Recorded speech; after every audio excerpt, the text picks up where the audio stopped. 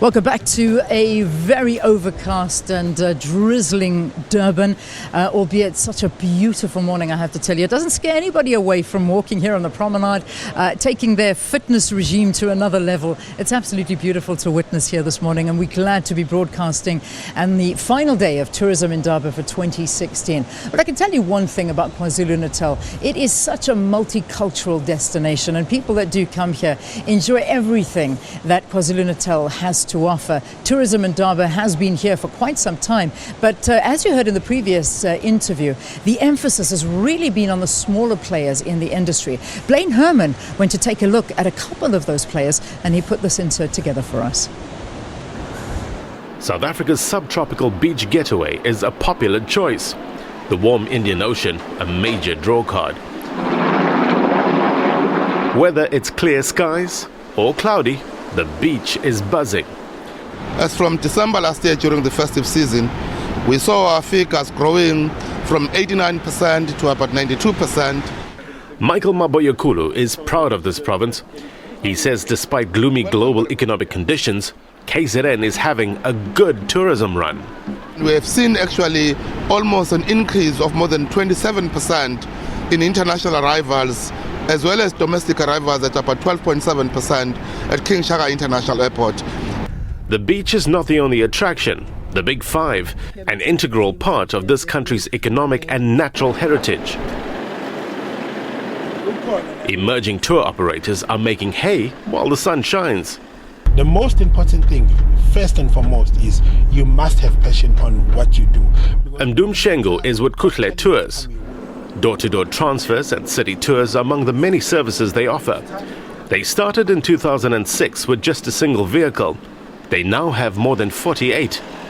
The road to success, though, isn't always smooth. And also signing contracts with tour operators from overseas was a bit challenging because they are a little bit scared of associating themselves with, these small companies which are still, starting getting into the market.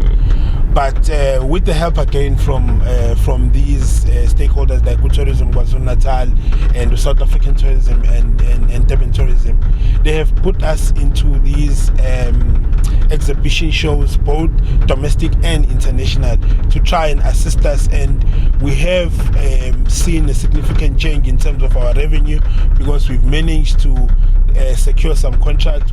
KZN has found favor with international tourists. For driver Colin Caldwell, friendly service is key. If you're going to treat them badly or in a way that's going to make them feel disgusted, naturally that's their beginning of their stay. And what you say and what you do is going to reflect on what they go back and say about their service. So I believe that service is one of the best and one of the biggest things that we've got to do. There's a drive to attract more young people into the tourism sector.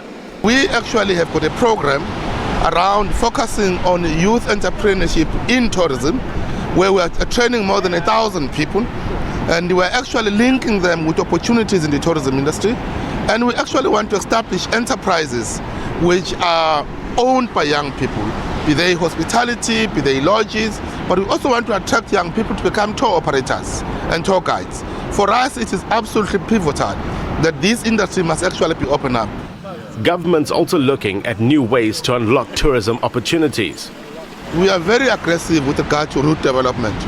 As you know, we actually were joined by new 4 airlines by December last year, and we are currently working on announcing about another 3 possible airlines before September this year.